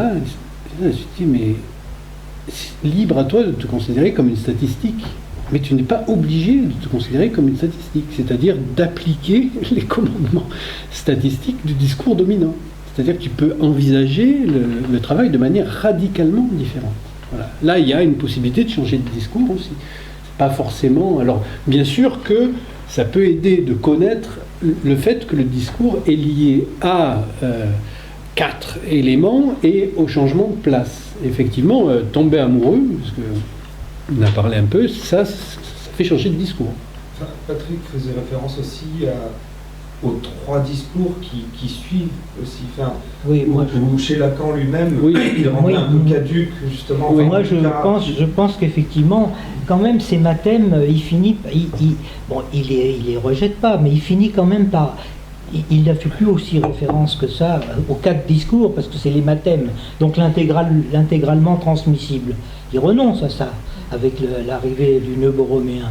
Il se trouve, justement, le nœud borroméen est intéressant pour lui, parce qu'il résiste à la mathématisation intégrale. C'est-à-dire qu'il y a toujours de l'entre-deux, il y a toujours de l'équivoque, c'est pour ça qu'il développe les théories de la langue et toutes ces choses-là, hein, qui changent complètement. Changement de discours, c'est quand même, le gros changement de discours, c'est comme quelqu'un vient voir un analyste, quoi. Hein. Parce qu'il est venu, il est conditionné, on est tous comme ça d'ailleurs, conditionnés par les discours qui nous ont fabriqués, et on vient vous proposer un truc absolument invraisemblable. On va vous dire, écoutez, venez, tout ce que vous dites, c'est vachement important. Et c'est même essentiel. Évidemment, il y a quand même un sacré changement. Les analysants qui viennent, ils s'en aperçoivent très vite. Ils disent, mais alors, si vraiment ce type-là me dit ça à moi, alors celui-là, je vais l'aimer quand même. Et je vais faire quelque chose avec lui. Hein. Et c'est quand même ça, l'amour de transfert. Hein. Je l'aime, celui qui me dit que tout ce que je dis, c'est très important. Et c'est du sérieux en plus. Hein. Alors, l'histoire du gai savoir, je suis un peu plus nuancé avec ça, parce que le savoir, c'est pas toujours très gai en fait. Hein. Le désir non plus, il n'est pas toujours désirable. Des fois même, il est assez infernal. Il suffit de voir Antigone. Elle se marre pas beaucoup, Antigone. Hein. Elle n'a pas beaucoup d'humour, hein, je trouve, moi. Hein. C'est pas mais il suffit de voir déjà que le gai savoir vient de Nietzsche, quoi. Je veux dire, déjà, à partir de là. Bon, là, alors, Lacan, il dit pas ça à lui. Il parle du bien dire, lui. Hein. Le bien dire, c'est pas dire des belles choses, c'est pas écrire des choses bien, c'est que les choses sont nommées au plus près de ce que peut être le réel pour chacun. Hein. C'est bien dit. C'est pour ça que dans les cœurs, quand on intervient auprès d'un analysant en lui disant « parfait », évidemment, ce qu'il raconte, c'est pas parfait. Ce qui est parfait, c'est qu'il l'a dit, et qu'on ne le lui a pas fait dire. Et que ça, il le repère petit à petit, que c'est ça dont il s'agit. Que l'analyste, il écoute son discours, et il intervient dans son discours. C'est ça, hein, une éthique du bien dire, c'est pas du tout pareil, c'est pas tout à fait pareil que le gai savoir. Hein. Moi, mais enfin, ça ne veut pas dire qu'on ne peut pas rigoler quand même, parce que malgré tout, les jeux de mots, les lapsus, les équivoques, les actes manqués, parfois c'est assez drôle. C'est quand même pas par hasard que Freud, au début du XXe siècle, hein, c'est ça, XXe siècle, pendant que tous les savants se bousculent avec les machines, avec la machine à calculer, avec tous ces trucs inouïs, le montée de la science, l'industrie et tout, lui, il étudie quoi? Le mot d'esprit, le rêve et les psychopathologies de la vie quotidienne. Vous imaginez, dans la cité de Vienne, le type, il passait pour un guignol, quoi. Hein. Maintenant, on a compris que c'était pas n'importe quoi, mais il faut voir ce que ça veut dire.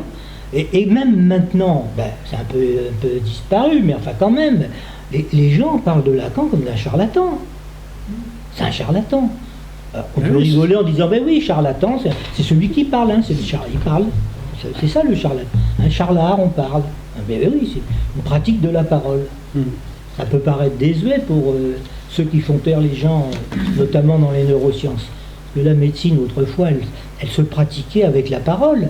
Quand on recevait un patient, on l'interrogeait et on faisait le diagnostic déjà sur la façon dont il décrivait son mal, avant même de l'avoir touché. Après, on le touchait, bien sûr, on l'examinait.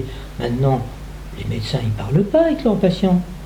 Tout de suite, ils font la batterie des examens complémentaires, IRM à la clé et tous ces trucs-là, et puis ils vont le prendre dans un protocole thérapeutique, par exemple. Hein. Alors, quel est le statut de l'université actuelle?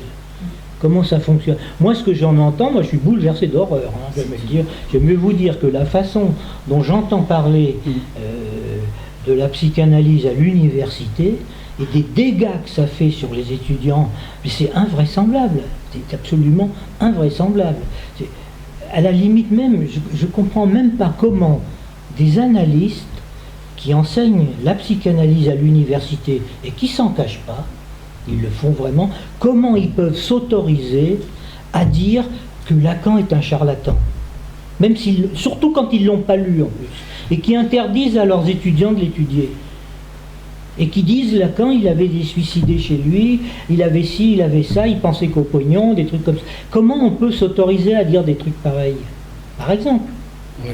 Hein? Sans compter que c'est aberrant de penser qu'on puisse faire une psychanalyse pour devenir psychanalyste.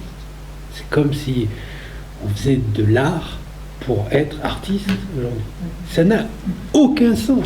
Ça n'a pas de bon sens, comme disent les Québécois. Donc, non, parce que c'est ça. C'est-à-dire qu'il y a un désir. Ce désir-là, après que l'on soit obligé de se rendre compte qu'il y a une dimension dans l'analyse qui requiert notre participation, c'est quelque chose. Mais comme disait Artaud, on fait de l'art que quand on est poussé à le faire pour sortir de l'enfer. C'est pas de l'art pour devenir artiste et s'exhiber sur TF1. C'est pas de l'art. C'est la psychanalyse, c'est exactement la même chose. C'est-à-dire qu'on ne fait pas une psychanalyse pour devenir psychanalyste. Qu'on devienne psychanalyste après avoir fait son analyse, c'est autre chose, mais ça ne peut pas être une visée. C'est déjà perverti au départ. Et aujourd'hui, c'est ça qui est sous-jacent. C'est-à-dire que les gens s'inscrivent en psycho pour devenir psychanalyste. C'est bien. Ça fait... Ouais, c'est cool, psychanalyste. Alors, pour répondre à Alain, c'est qu'effectivement, il semblerait, moi je le repère comme ça, mais je dois dire que finalement on le développe pas trop, mais il le redit là à nouveau, et il dit que quand même il y a les trois grands discours dominants actuellement, c'est celui de la religion, de la science, et disons de la psychanalyse qui est un peu prise entre les deux. D'un côté, elle dépend du réel qu'invente la science. Et on voit bien que la bataille de l'autisme a été perdue par les analystes. Hein? Ils l'ont perdue, ils n'ont pas encore compris qu'ils l'ont perdue, la bagarre. Tout simplement parce que le terme d'autisme, il ne fallait pas le faire rebondir. L'autisme, c'est la réduction de auto-érotisme. Bleuler l'a utilisé parce qu'il pensait classer l'autisme à l'époque comme étant ce qu'on pouvait appeler la démence précoce ou la psychose infantile. Il n'avait pas saisi encore le truc, mais il disait que ça avait une origine biologique, comme on pensait ça de la schizophrénie. Freud, il prend ça, il dit, bon, puisque c'est organique, moi j'en parlerai pas. Mais il n'était pas con, Freud, il savait très bien de quoi il s'agissait. C'est-à-dire qu'il disait, moi je ne cautionnerai pas le terme d'autisme dans le vocabulaire de la psychanalyse. C'est tout. Ça reste... Bon, ça c'est une question. On l'a perdu cette bataille-là. Et la bataille maintenant de la psychanalyse dans la société, c'est pas sûr que la psychanalyse, elle est gagnée par rapport aux neurosciences et à la demande sociale. Hein. C'est pas sûr du tout. Le rapport de force est...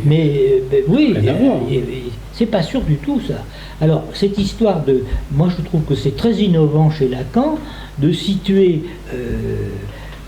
la psychanalyse entre science et religion en disant que, après tout, la science, on va s'appuyer contre, au sens où on va s'appuyer comme contre un mur, et on va pousser les savants à nous dire qu'ils prennent en considération le sujet.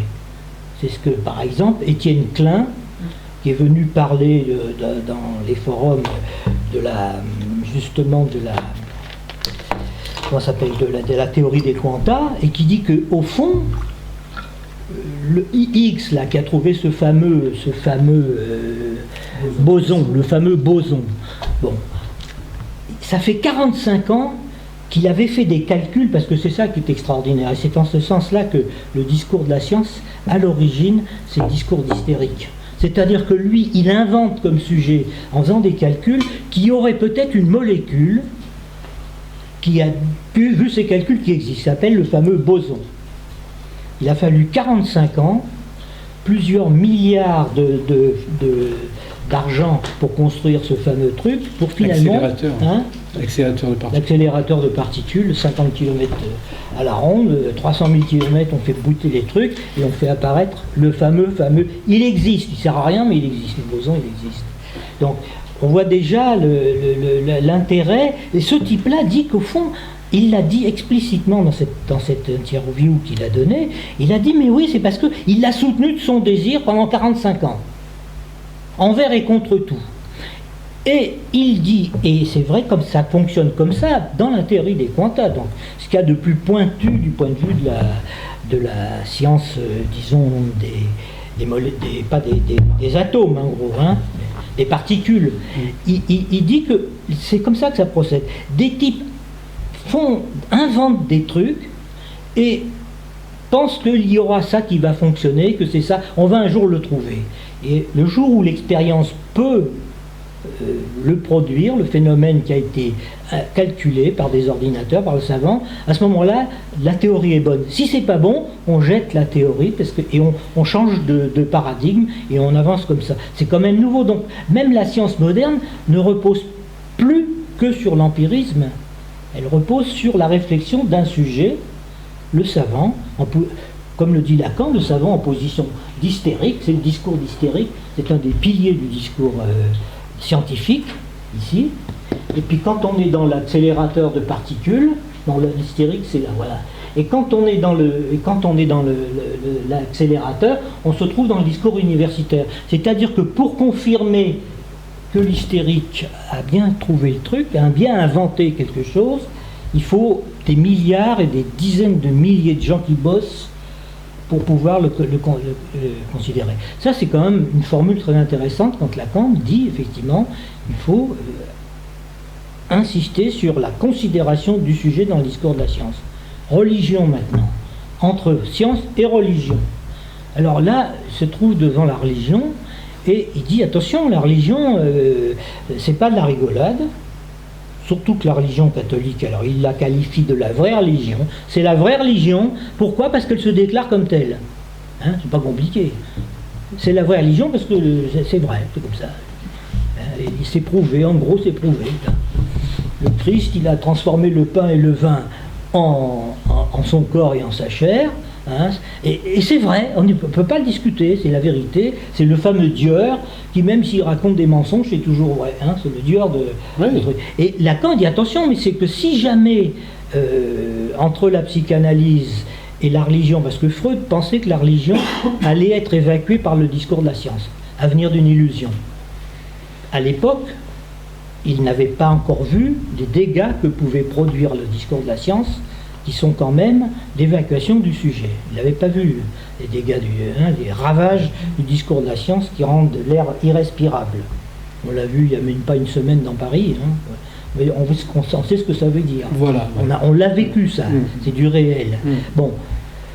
Il dit attention, il faut quand même que, comme on a affaire au discours au réel de la science, la religion lui donne du sens, et d'ailleurs effectivement le pape est de plus en plus progressiste, de plus en plus libéral, de plus tout ce qu'on voudra, et donc il faut que la psychanalyse elle surnage entre les deux, sinon si elle réussit, elle va être évacuée. Hein, elle va disparaître comme toute vérité qui est interprétée. Donc il a une position comme ça entre les deux. Et alors, moi je pense que c'est très important qu'il puisse associer ces trois discours à partir de leur nouage borroméen, comme je l'avais dit la dernière fois. C'est-à-dire la référence à cette nouvelle structure qu'il utilise pour parler de la psychanalyse, de ce qu'il découvre dans sa pratique. Une fois de plus, il est à la pointe de la chose, parce que quand il a parlé de la théorie des nœuds à l'époque, ça n'était pas encore développé, et que déjà à l'époque, il disait des choses sur les quantas à ce niveau-là. Il parlait de psarticules. Les autres, ils ont trouvé une molécule qui s'appelle le psychon, par exemple, est une invention d'un savant. C'est le psychon. Non, mais il est allé à Saclay pour parler de ça, avec la psarticule et tout. Ça n'existerait pas s'il n'y avait pas ça. Hein. Voilà. Donc, on voit là, c'est intéressant ce dialogue entre ces trois grands discours qui sont des nouages borroméens. Les Vosgirs, parce que je l'avais un peu montré là, RSI, SIR, IRS, comme ça, que ça tourne et que c'est pris dans la structure borroméenne, qui serait probablement la structure du sujet tel que nous sommes.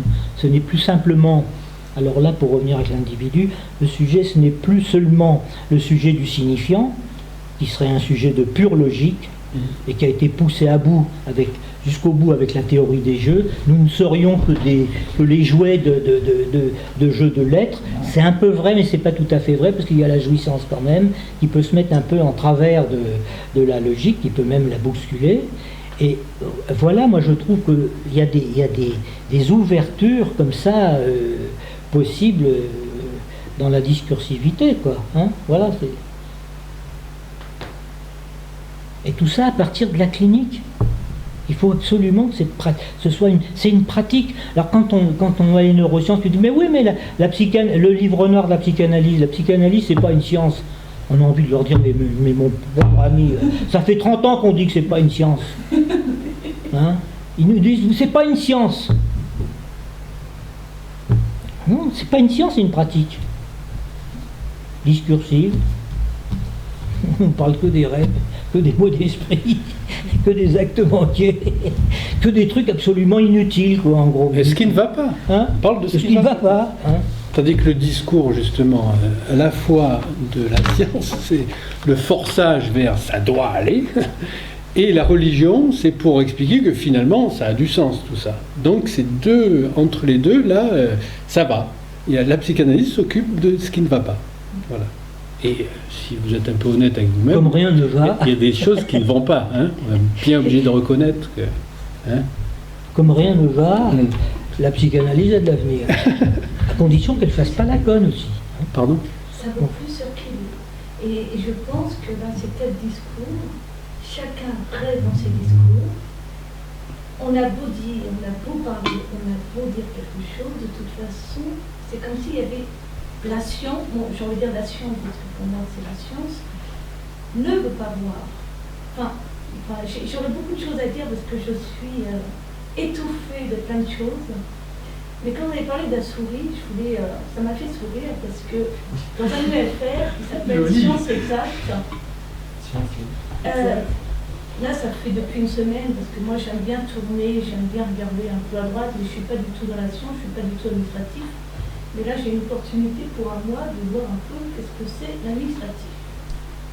Et depuis une semaine, il y a une souris qui circule. Et tout le monde donc, fait ses petits dossiers d'étudiants parce que, voilà, il faut absolument que les dossiers soient remplis. Donc, c'est la saisie administrative.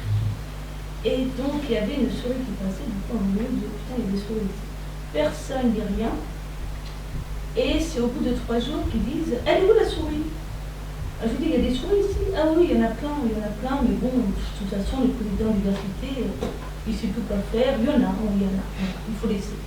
Donc la petite souris, elle circule de bureau à bureau, parce que dans chaque bureau, personne parle, personne discute. C'est-à-dire qu'il y a la responsable qui donne ses ordres, il y a les petits gestionnaires qui doivent rentabiliser, et puis on dépêche, hein, parce que voilà. Et pourquoi je dis ça? Je m'embrouille parce que c'est une horreur de s'amuser là-dessus. Non, il n'y a pas de lien social. Il n'y a pas de lien social. Voilà. Puisqu'ils ne peuvent pas parler de la chose la plus importante qui se passe dans leur vie, c'est l'apparition d'une souris, quand même. Oui. Et en même temps, c'est ça qui est terrible, c'est que quand on voit les choses et on pense, soit il faut partir, mais en même temps, on se dit on part, encore une fois, c'est la fuite, c'est-à-dire qu'on voit des choses, mais comme on ne peut plus à un moment donné, pour ne pas tomber malade, il faut bien qu'on parte. Parce que, quelque part, on reste inhibés nous-mêmes. Je veux dire, on peut tomber malade au bout d'un moment parce que tout est fait pour que si tu penses, de toute façon, on va te tuer. Enfin, j'ai envie d'employer ces mots-là, mais c'est horrible. Rien que la psychologie dans Sciences Exactes, j'ai posé la question parce qu'il y avait psychologie. Je dis, ah bon, il n'y a plus de module psychologique? Ah non, non, ce qui se passe à l'université en ce moment, la psychanalyse, ça va plus, ils ont un discours savant, donc ils ont attaqué bien évidemment des gens très connus, qui sont un peu partout, mais ça, quelque part, ils sont pas tort. Je ne veux pas nommer des noms, mais bon, ils font des carnages. Et donc du coup, par contre, ça serait la psychologie, on a essayé de faire quelque chose l'année dernière, mais ça ne marchait pas parce que c'était du... eux, ils veulent du comportementaliste. La petite souris là qui passe comme ça. Ça passe. Mais on ne va pas s'intéresser. Nous, ce qu'on veut, c'est mettre des choses dans des cases, quoi. Enfin, bon, moi, je sais pas, c'est une semaine fatiguée, mais en même temps, j'ai mis de la musique. C'est vrai, j'ai mis de la musique. Alors, la chef, elle a bien aimé, mais ça a fait du bruit. Donc ça circule en ce moment. Donc, là, du coup, je dérange. Voilà. Et bon, je fais exprès parce que c'est une petite mission. Mais voilà. Non, mais je veux dire, c'est terrible, quoi. Et quand on voit les gestionnaires, quoi, les petits employés, j'ai envie de dire petits employés parce que les pauvres, ils vont tomber malades, quoi. Ils ont plus de... C'est plus des corps, c'est même plus... Je sais même pas comment dire. C'est des individus, comme je disais tout à l'heure, en termes de segments de population zénique. C'est pour ça que finalement, après, effectivement, la psychologie, les neurosciences et tout ça, ça va effectivement dans le sens de dire que de s'accrocher au semblant. C'est-à-dire le fait de dire que la réalité existe et c'est pas une fenêtre sur le réel. C'est de dire je n'en veux rien savoir, comme dit Lacan, du fait de s'accrocher à ça. Et c'est exactement la même chose comme avec la chaîne société, répression, symptômes ou son renversement, quoi. C'est de se dire ce que les gens appellent la logique habituellement, c'est pas la logique, c'est la causalité.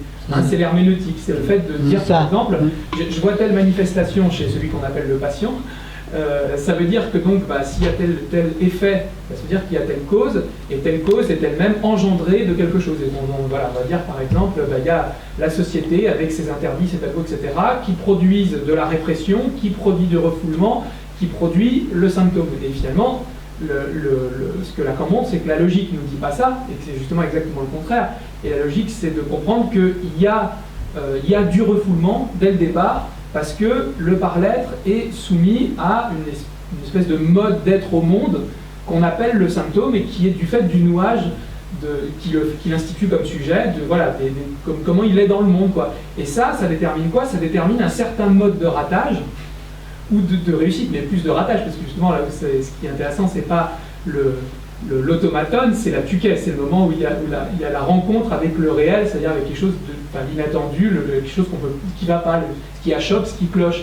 Et puis à partir de ce moment-là, en fait, la façon dont il va rater, l'événement qui se produit, lui, est complètement contingent, mais la façon dont ça va s'inscrire, ça va s'historiciser, ça va s'inscrire dans l'histoire du sujet, est lui déterminé par des lois logiques de ce qui détermine son mode de ratage et qu'on appelle le symptôme. Et puis le résultat qu'on va avoir au bout, c'est ce qu'on va appeler en sens concret le symptôme, c'est-à-dire la raison qui va venir faire qu'il consulte un analyste ou un médecin ou n'importe qui en disant ça va pas.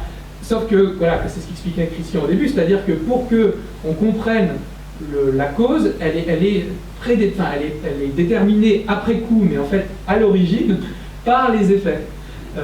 Et la seule chose que veulent voir les gens, parce que c'est la surdétermination.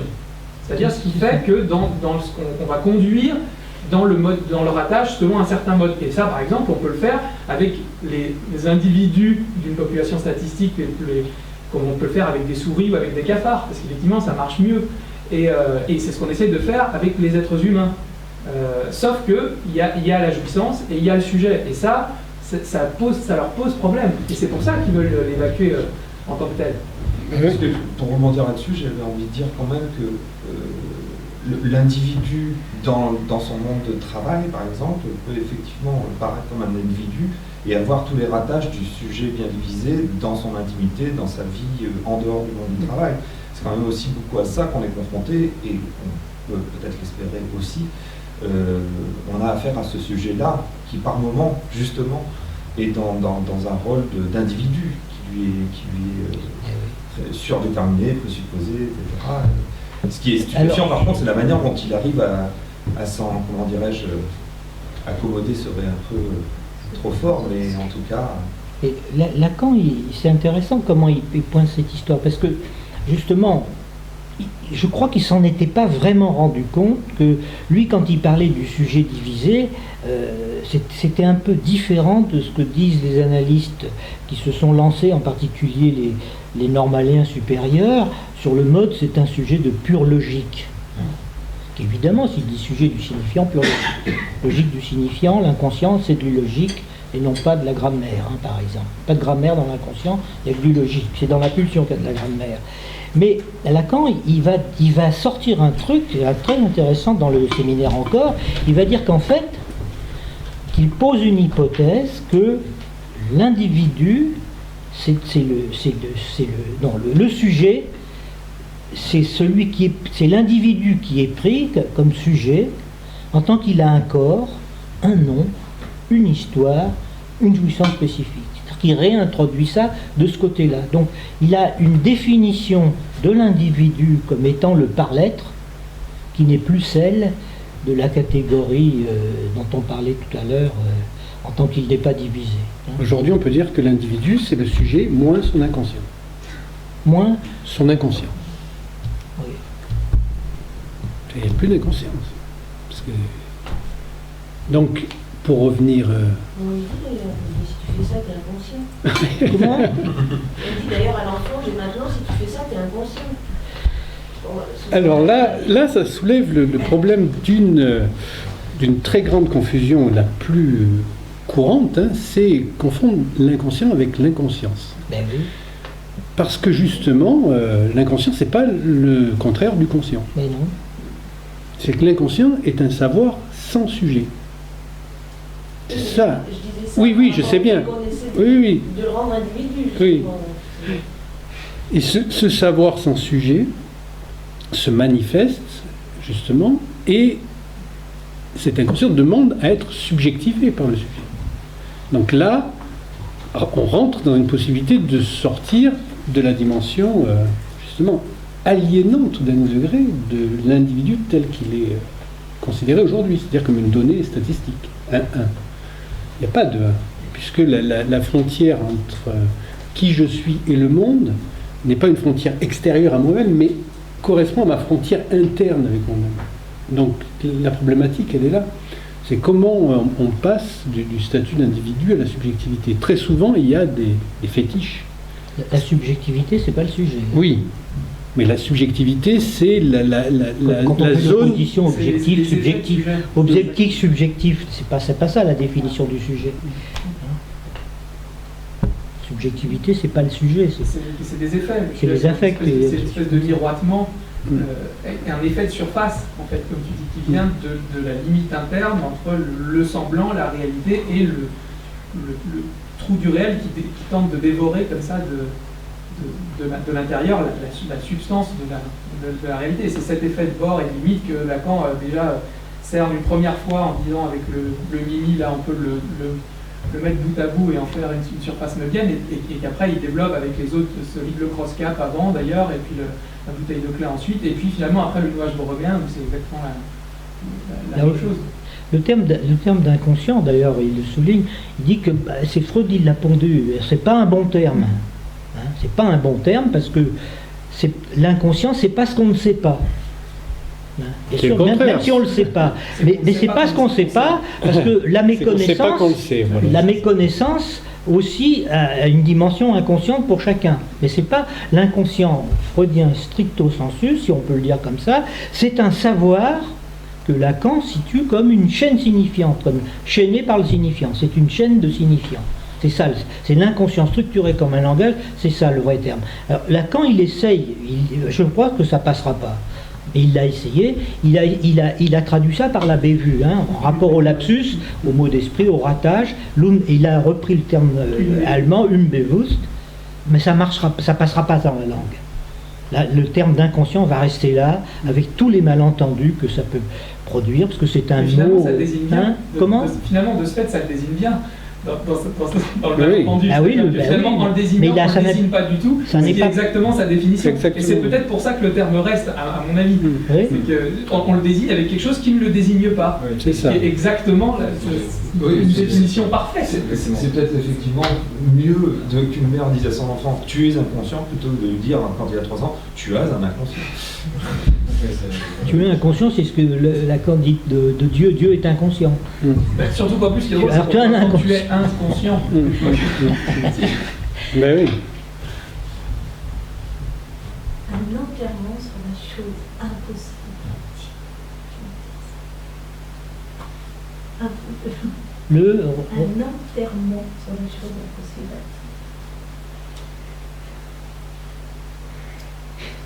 C'est toujours cette chose impossible. Alors, une des caractéristiques justement de la logique analytique, c'est l'inversion des causes et des effets. C'est-à-dire ce qui apparaît comme une cause doit être considéré a priori comme un effet. Donc, et ce qui vient après est là pour venir suturer les vides qui font que cette cause-là, elle est formelle, donc elle a quelque chose qui échappe et qui est ce réel. Donc, dans la pratique analytique, c'est une manière de procéder. Si par exemple, je sais pas, ça arrive très souvent, une femme arrive pour dire que son mari l'a quittée, par exemple, c'est plutôt que de remonter une chaîne, disant pourquoi, c'est-à-dire que ce qui devient la cause, c'était que c'était déjà ça à l'origine, qui est venu après coup se réaliser par suturation de la cause absente du sujet. C'est-à-dire qu'il n'y avait pas de sujet qui émergeait à ce moment-là. Donc ça, c'est une des manières justement de voir en quoi la logique analytique est à l'opposé justement de la logique de la causalité significative. Puisque ce qui manque est déjà manquant. Voilà. Par exemple, à la base, et par définition, ce qui est court-circuite déjà la boucle habituelle. On pense que ce qui vient d'à manquer, c'est ce qui est présent et qui n'est plus présent. Alors plus non, l'analyse montre bien que ce qui manque, c'est justement c'est un objet qui, au départ, est l'objet du manque, mais qui est aussi un objet manquant. Et que c'est les deux faces de la même... Qui n'a jamais eu lieu. Ouais, de la même chose, quoi.